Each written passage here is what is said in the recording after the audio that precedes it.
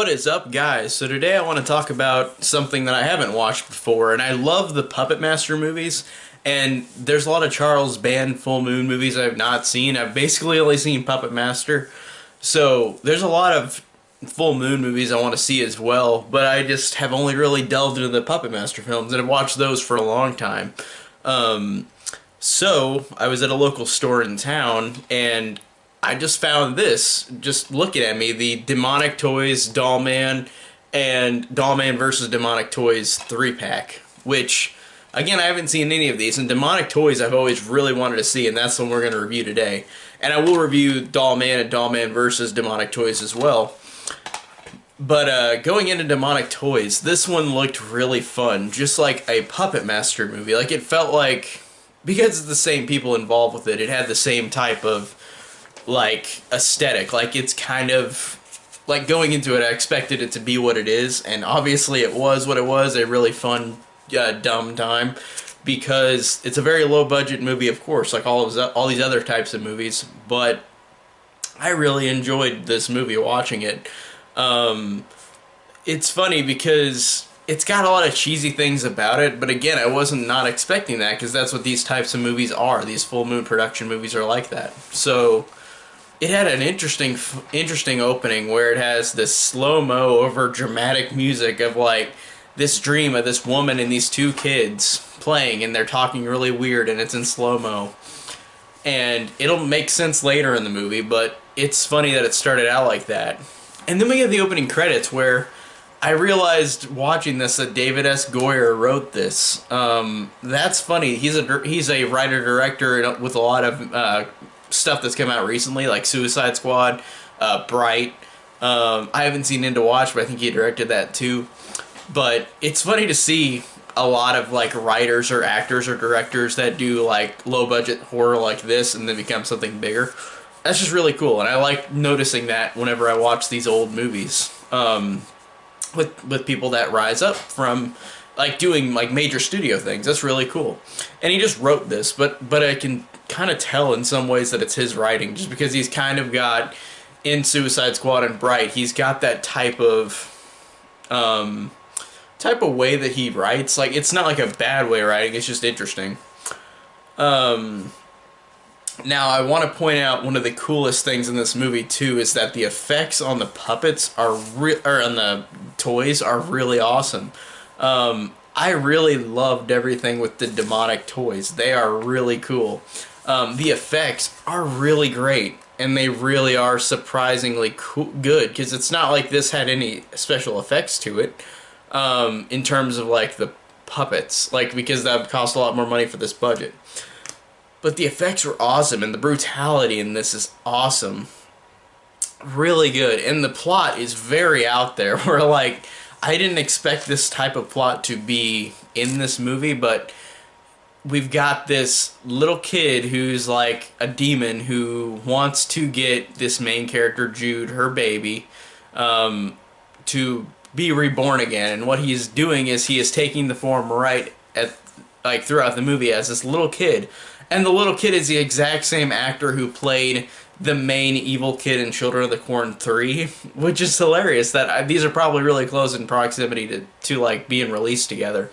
I think this came out in '92, and Children of the Corn 3 came out in '95. So I guess it was 3 years difference. But it's hilarious with that little kid, because he's got this evil, deep voice that's creepy, or trying to be creepy, and it's pretty funny. But again, it's got that cheesy charm to it that makes it fun, but I like that. And besides the weird plot that's just I didn't expect, I like that this is obviously just trying to be a Puppet Master again.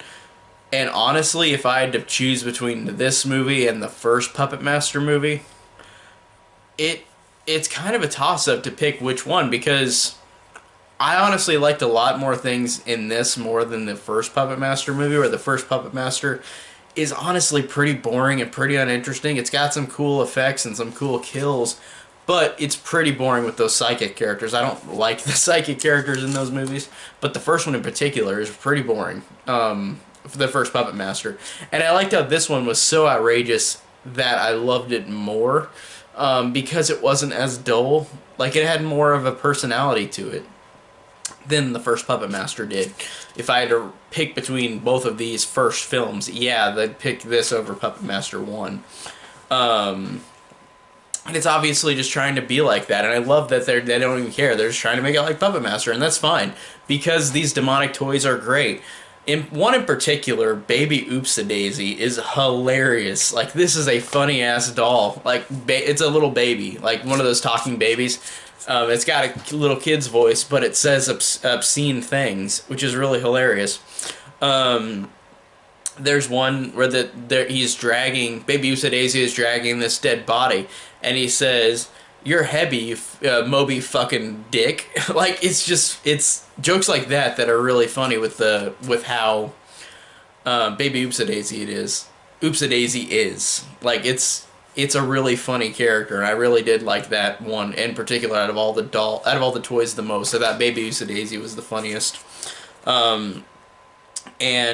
But there's a lot of cool toys like Puppet Master where I could describe almost every one of these toys like a good Puppet Master, because in terms of creativity of like these killer toys, just like Puppet Master, this is really creative. I like Baby Oops-a-Daisy is really fun.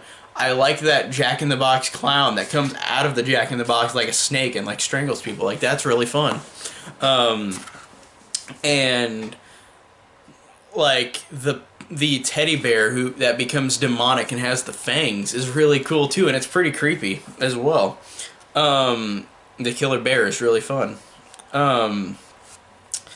And like I said with the plot, I want to get spoilers into this movie because there's a moment in this movie that genuinely surprised me, where I thought this twist wasn't, like, I'm just surprised this twist was in a movie of this quality. Like, I just thought that this wouldn't have had a cool twist, and it did.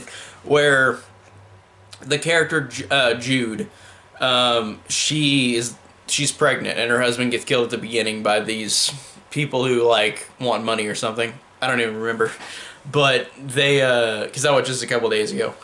But they all get trapped in the warehouse with the evil toys and start getting killed off. And Jude is the one who's pregnant. And that little kid demon is following her and talking to her the whole time. And there's this moment where you realize that the demon is trying to be a part of Jude's baby, to be reborn as this new entity. And there's a moment where you like at the very end of the movie, there's this toy soldier, or a little nutcracker toy, that comes to life and saves Jude and kills the demon. And it plays back to that dream where it's the little kid from Children of the Corn 3 who's the demon, and then this other kid who we don't see anything about. And then you realize that the little kid was that little nutcracker toy. Like, and it was such a surprising twist that I just sat there like, wow, this doesn't even, I'm surprised this movie got a twist like that. And I really enjoyed that there was just a secret character, and it was the kid in the dream, the other kid, and he saved the day. He was the one to stop the evil, and it was just a big surprise. And it just ended on a very interesting note, because she's just like, my son, and then like it's the toy, and then it ends, and it doesn't end on a jump scare, which I thought was cool too. And I'm glad that they kind of respected the audience a little bit and not gave a dumb jump scare at the end. But yeah, that was a surprising twist, that the kid in the dream, her son, unborn son, was that toy that came to life and saved the day at the end. I thought that was cool. And I liked how they killed off every single toy, too. They literally squashed him, shot him. Like, they killed off every one of these demonic toys. And I thought that was funny, because they've got a second one. They've got a Dollman versus Demonic Toys and a Puppet Master versus Demonic Toys. So they keep coming back, even though they were destroyed in this movie. So I wonder how they're going to bring them back. I'm pretty sure it's going to be an easy explanation, but also I want to point out the acting too. Like, this is obviously a low budget, not trying to be anything special in terms of like acting, and the acting in this isn't that good. It's pretty weird and out there. But again, I'm not going to say it's like bad acting, I guess, because it's acting that gives this movie an identity and a charm to it, as opposed to like boring acting, because the acting is kind of over-exaggerated and over the top, but it's entertaining. So I really liked how it made the movie more entertaining. And overall, this is just a really entertaining movie with a really cool twist and with really cool designs of the toys and really cool brutality. Like the kills in this are cool. Or like whenever one of the toys are like ripping somebody's face off with their mouth, like that's really cool and actually pretty creepy. And with the effects work, it's actually pretty good. So I really enjoyed Demonic Toys for what it was, and I really am excited to watch the other two, or all the other Demonic Toys movies and the Doll Man movies.